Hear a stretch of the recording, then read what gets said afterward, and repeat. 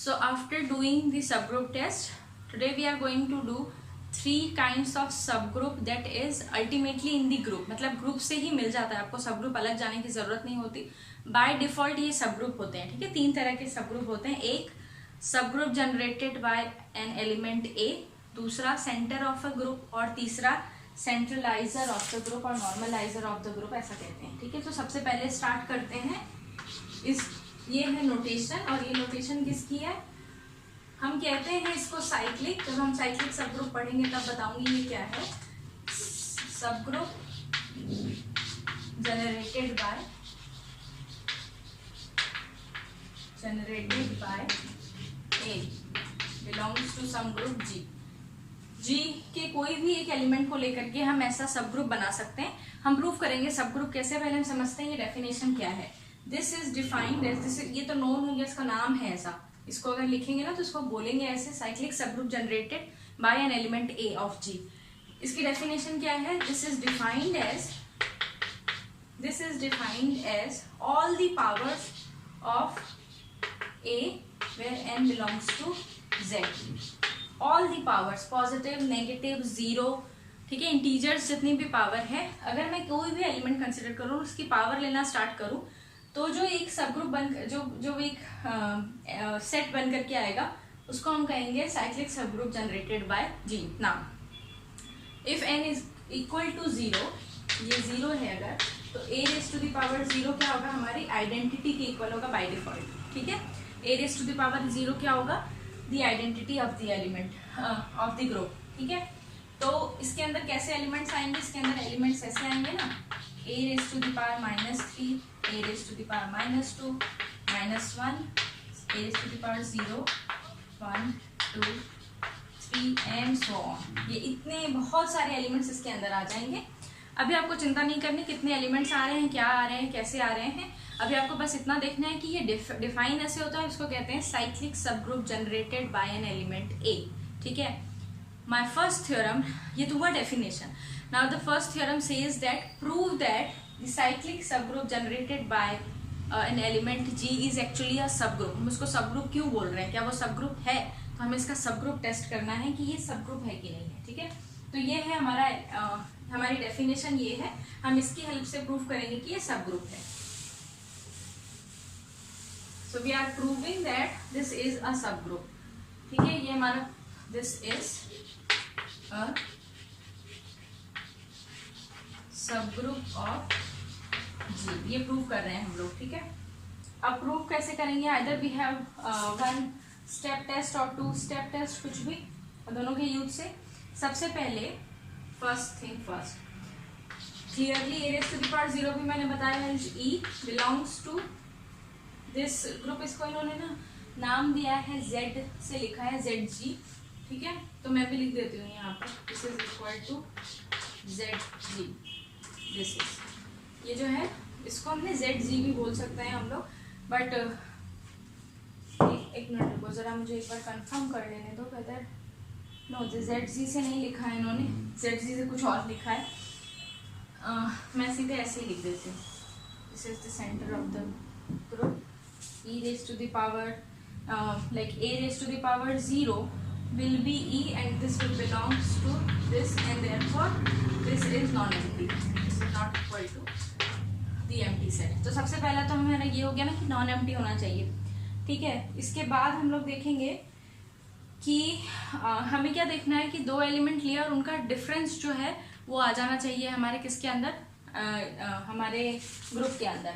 हमने किया था ना, जब हमने 2 स्टेप और 1 स्टेप सबग्रुप टेस्ट किया था, तो उसमें क्या किया था, कोई नॉन एम्प्टी सेट होना चाहिए और उसको ए बी इनवर्स या ए माइनस बी बिलोंग कर जाना चाहिए हमारे सेट के अंदर. सो कंसिडर 2 एलिमेंट यहाँ पर से उठाओगे तो कैसे दिखेंगे? कुछ पावर जैसे होंगे ना, A raise to the power I और A raise to the power J for some I and J belongs to the set of integers. Right, अब मुझे क्या देखना है? A raise to the power I into A raise to the power J inverse. ये into हमारा group का जो भी मल्टीप्लीकेशन है वो है. ये किसके इक्वल होगा? ये इक्वल होगा A raise to the power I A raise to the power minus J. Now this is A raise to the power I minus J. Now I minus j is a member in Z. ठीक है, मैं क्या कर रही हूँ, this I minus J should belongs to the set of integers, right. Set of integers से बाहर तो नहीं जाएगा ना I माइनस जे, hence this implies a raised to the power I into a raised to the power j inverse which is a raised to the power I minus j belongs to the given set and therefore this is a subgroup of G। बहुत easy था। सबसे पहले देखा हमने a raised to the power 0 which is E is in the group in the set and hence the set is non empty। और दूसरा हमने देखा कोई भी दो एलिमेंट उठाए हमने और उन दोनों एलिमेंट का ऐसे वन स्टेप सबग्रुप टेस्ट में लिखा था ना, A B inverse should belongs to H then H is a subgroup of G. बस ये यूज किया है यहाँ पर और लिख दिया that this is a subgroup. तो ये हो गया हमारा फर्स्ट टाइप का सबग्रुप।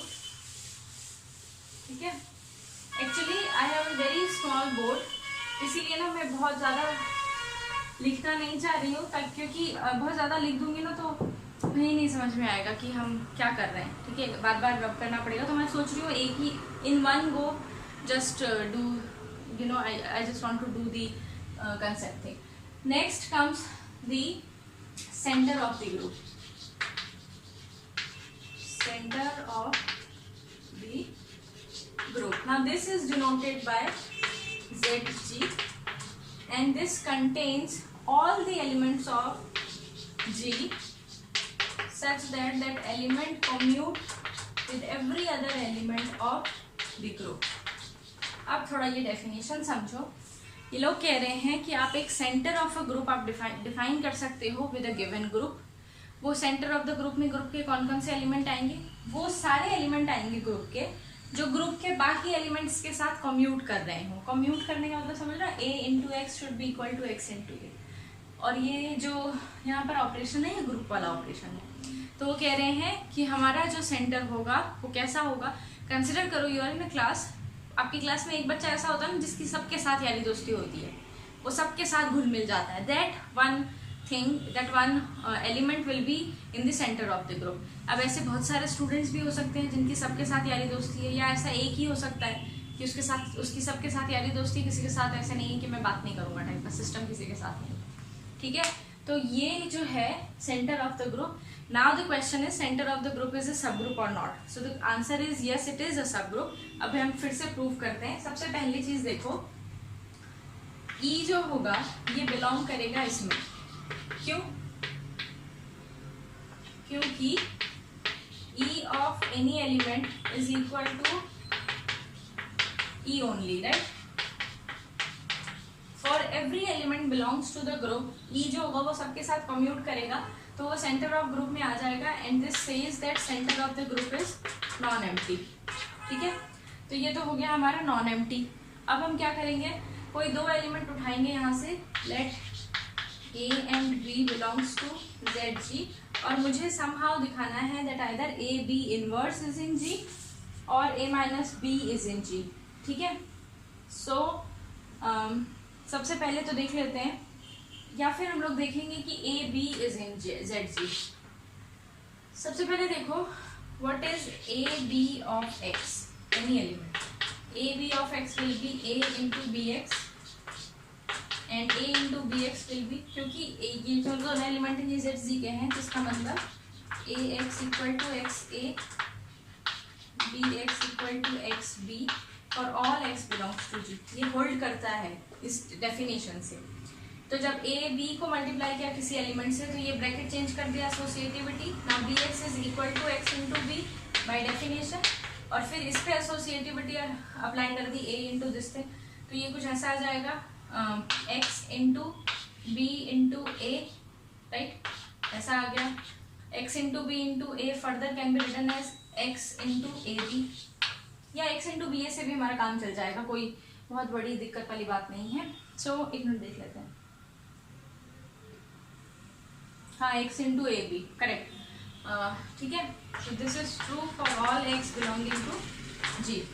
तो ये तो हो गया हमारा ए बी जो होगा वो हमारे ग्रुप में आ जाएगा जो हमने डिफाइन किया हुआ है। This implies A B belongs to this set. क्यों आएगा? क्योंकि इस सेट के अंदर आने के लिए क्या कंडीशन होनी चाहिए कि उसको ग्रुप के हर एक एलिमेंट के साथ कम्यूट करना है।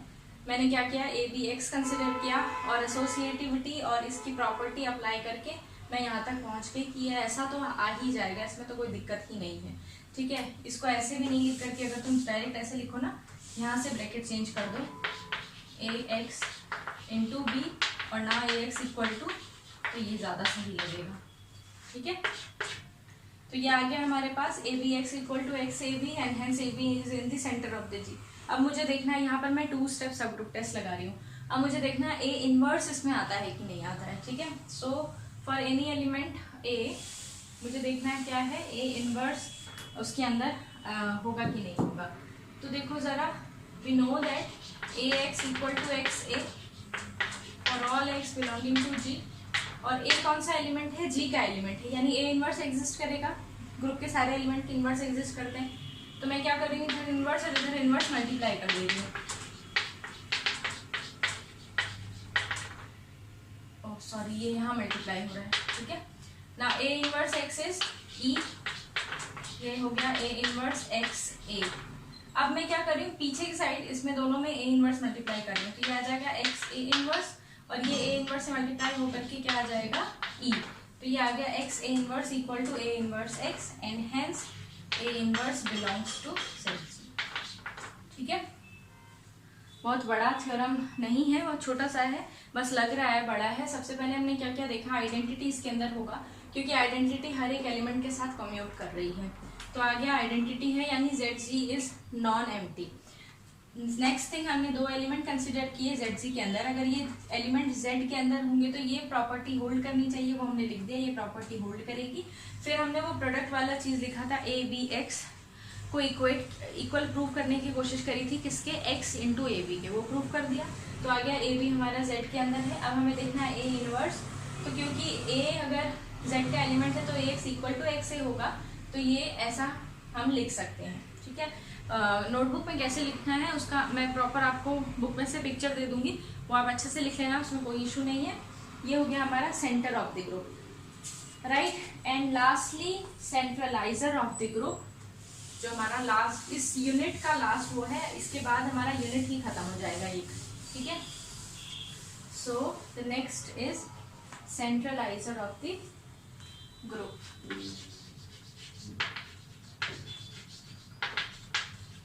Centralizer of the group G denoted by C of A. Centralizer of an element of the group, ऐसे लिखना इससे ज्यादा अच्छा रहेगा, of A belongs to G। इसके अंदर क्या होगा, सेंट्रलाइजर के अंदर G के वो सारे एलिमेंट आएंगे such that जो A के साथ कम्यूट कर रहे हैं। बिल्कुल वैसा ही है जैसे सेंटर हम डिनोट कर रहे थे। ठीक है, जैसे सेंटर बनाया था सेंट्रलाइजर, सेंटर में क्या होता था, वो एलिमेंट हम ले रहे हैं, वो सारे एलिमेंट हम ले रहे हैं जो हमारे ग्रुप के बाकी एलिमेंट्स के साथ कम्यूट कर पा रहे हैं। यहाँ पर हम पहले एक ग्रुप में से एक एलिमेंट चूज किया है ए, और फिर हम एक ग्रुप बना रहे हैं, एक सेट बना रहे हैं, कौन से का, वो सारे एलिमेंट ग्रुप के जो उस ए के साथ कम्यूट कर रहे हैं। इसका मतलब क्या है, ग्रुप के वो सारे एलिमेंट जो ए के साथ कम्यूट कर रहे हैं। यहाँ ए फिक्स है, सेंटर में ए फिक्स नहीं था, सेंटर में बोल रहे थे हम वो सारे एलिमेंट जो ग्रुप के सारे एलिमेंट के साथ कम्यूट कर जाएंगे। डिफरेंस समझ में आ रहा है? तो ये होता है centraliser of an element in G. ठीक है, your task is to prove that the centraliser is a subgroup. बहुत ईजी है, जैसे वहां किया था वैसे ही यहाँ पर होगा। ए बी विल बी, कोई 2 एलिमेंट ले लोगे, G1 G2, सी ए के एलिमेंट ऐसे लिखेंगे G1 G2, तुम्हें दिखाना G1 इंटू G2 बिलोंग करेगा C में, और सिमिलरली G1 इनवर्स बिलोंग करेगा C में। बिल्कुल जैसा हमने पिछली बार किया ना, बिल्कुल सेंटर वाला वैसा ही है। You have to prove it on your own. Anyways, I will be uploading the videos, the pictures in the group by tomorrow or the next day, on Friday only. तो तब तक के लिए तुम प्रैक्टिस करो कि कैसे करना है। अगर हो जाए तो ग्रुप में फोटोज भेज देना और पढ़ाई करो। और मुझे नहीं लग रहा तुम लोग पढ़ रहे हो, क्योंकि मेरे पास कोई मैसेज नहीं आ रहा सिवाय जयंत के। सो प्लीज़ ये पढ़ो, हमने एक यूनिट ऑलरेडी खत्म कर दिया है। ठीक है।